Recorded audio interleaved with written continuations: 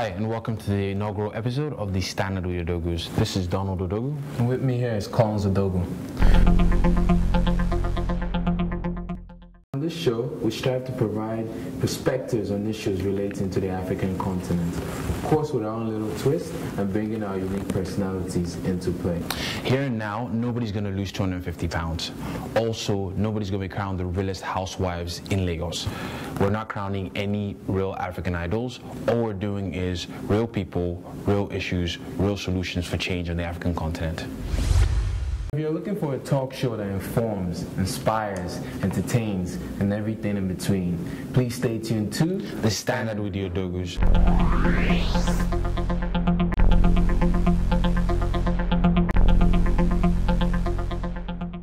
Now, Collins, January 13 was pretty much Judgment Day for presidential candidates in Nigeria.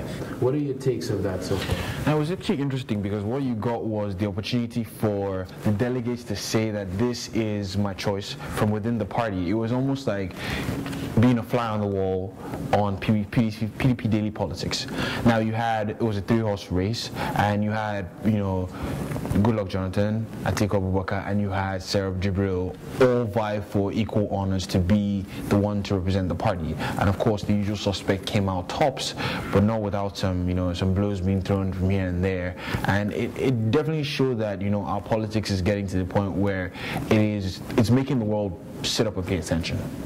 Well, it's kind of interesting to see how three candidates had 5 minutes to do their last campaigning in front of the delegates at Eagle Square, with Goodluck Jonathan emerging victorious and being the neutral guy, pretty much.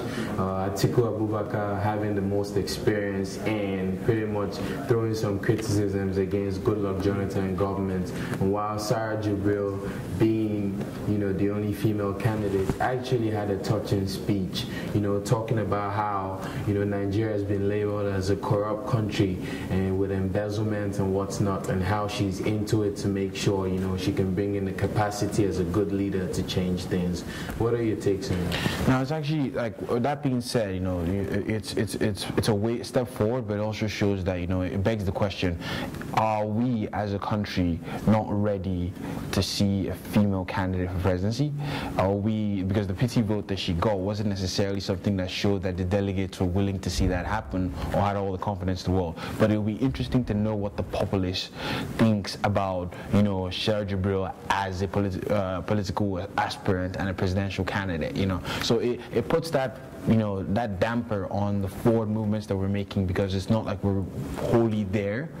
It shows that there's a lot more room for improvement and a long way we can go.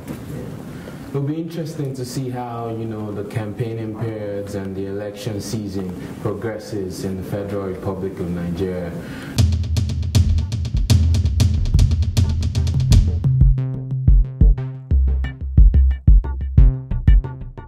Moving on to Ivory Coast, that's been violence, reigning here and there, crisis here and there since the November 2010 elections. What are your thoughts on that? No, actually, the funny part about it is both stories that we have in this section, the Ivory Coast and Sudan, kind of tie in hand, even though different. It's all different background stories. But you also have the same thing where it's not only political separation, but you have that geographical separation as well as cultural separation in the mix. So you have the north and the south, pitched against each other, and it kind of makes it for a very sour taste in the mouth of the continent, where it's like we almost can't sort our issues out as a country, or we can't sort our issues out as an entity. It has to be something that escalates to the point where the rest of the world has to sit up and take notice. Violence escalating all over the place, people getting killed, and things that happen that are not supposed to happen within brothers and sisters happening. Because at the end of the day, you have to figure out that north, south, east, west, they all meet at one point on the map, and you always have to share common borders, whether or not you separate or secede. So Not only it being a case of different cultures not being able to agree on common interests, but from what we've seen in the case of Ivory Coast, looking at Alassane Ouattara being, proclaimed the recognized president by international organizations in November 2010, but still looking at, the perspective of Laurent Gbagbo being the incumbent president who still doesn't want to let go of power. So is it also a power struggle that we're facing here across the African nation? It's definitely a power struggle. It's definitely the fact that a person's vanity and a person's ego is definitely getting the better of them. And I think what African leaders need to understand now is they're the man of the people, yes, they're the popular choice, yes, they're the ones that the people love, but they also have to understand that they were there elected for a reason, to change the country and to do what's best in the best interest of the country. Now, that being said, you have to understand that if they don't do what's best for the country, that means they can divide the country. So you shouldn't let your pride or your vanity lead you. You should basically help and do what leads the country in the right direction. That would be interesting, seeing that in the case of Sudan, a lot of people are actually happy and seeing it as a remapping in the African continent, seeing the southern Sudanese people going to the polls, making their votes and what's not.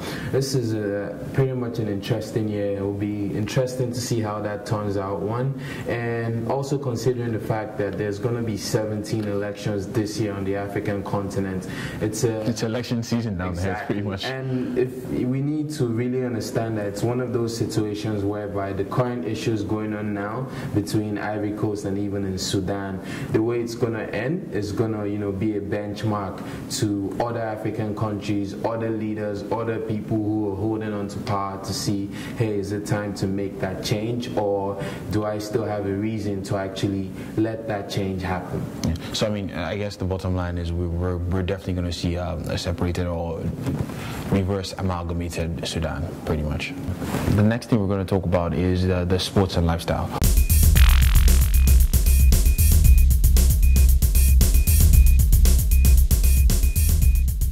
With sports specifically, we have a story that is key to inspiring the youth and is key to inspiring the young people in order to go the right way in being important in sports management.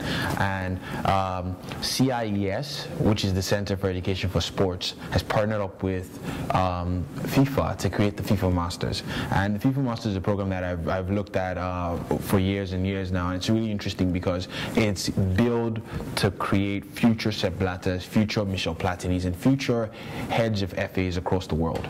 And I think that's something that should be interesting to African youths and to African people across the world, because that's not the only way you create, the only way to make change in sports that you love is not only to play the sports, but to also administer the sports in the right way.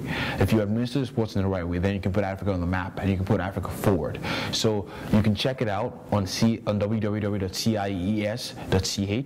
The application forms are there, the requirements are there, and it just brings together that international experience and international exposure, so that you understand how you get to benchmark how other countries are fitting in their importance and the importance they're putting on sports. And I think you'll find out that the rest of the world has a focus on sports, because sports really is kind of like the way forward.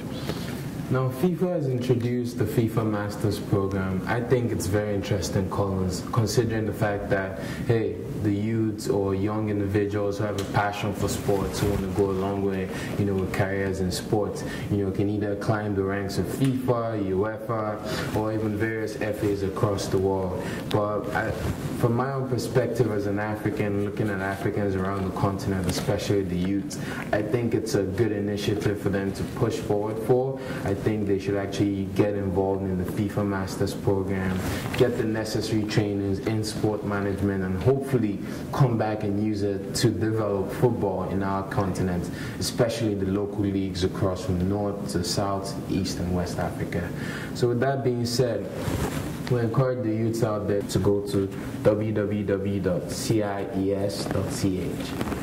Definitely, we get the recurring theme that 2011 is the year of implementation. A lot of things are happening this year that, you know, we basically see that drive and that early start. You know, republics are being formed, treaties are being signed, Nigeria is on the precipice of being part of the BRIC nations, and you get that feeling of a sense of accomplishment from 2011 in already a short period of time. This is the point where the African continent and African countries and African people and African cultures and African languages need to figure out how to work together so that in earnest we can unify the gap. So in essence, we hope you've enjoyed the show and would ask that you please tune in to The Standard with the Odogwus.